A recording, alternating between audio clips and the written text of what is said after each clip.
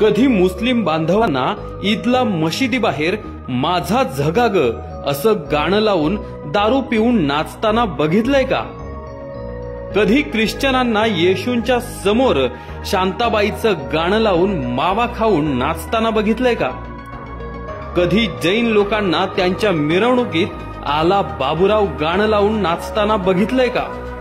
हे सगळे समाज आपापल्या देवांचा मान सन्मान इमाने इतबार ठेवतात, कारण त्यांना त्यांचा धर्म, त्यांची संस्कृती टिकवायची आहे। मग आमच्या हिंदू धर्माच्या देवांपुढेच डॉल्बी साऊंड आणि दारू पिऊन अश्लील गाणी लावून नंगानाच का? हा कलंक हिंदू सणांनाच का लागला आहे की आपणच लावला आहे?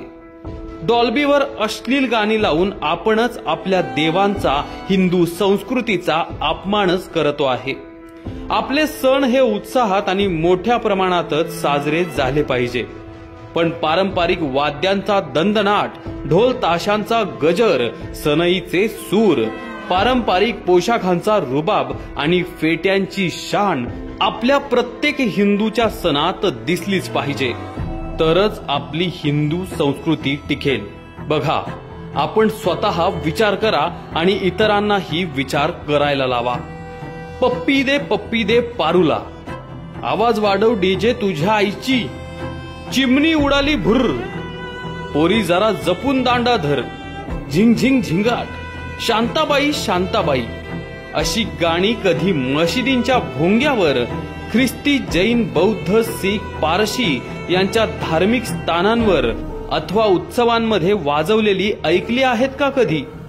तेही सिनेमे बघतात ना, पण स्वतःच्या धार्मिक कार्यक्रमात, मिरवणुकीत असली फालतुगिरी ते करत नाहीत।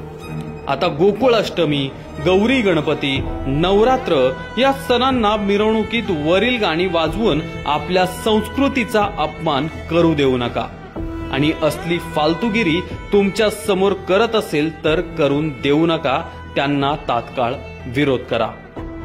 आपण गणपतीची वर्गणी मागणाऱ्या सर्वांना आवर्जून हे सांगू की या वेळपासून गणेश मंडळाच्या मंडपातून लाऊडस्पीकरच्या वर कोणतीही चित्रपट गाणी वाजवायची नाहीत। फक्त धार्मिक श्लोक, मंत्रपठण, देश अभिमान जागृत करणारी गाणी यासारखेच प्रसारित करा, तरच वर्गणी देऊ।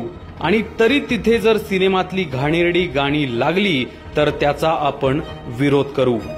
आपण गणेश विसर्जन मिरवणुकीत पण सर्वच मंडळाने हा नियम पाळला पाहिजे।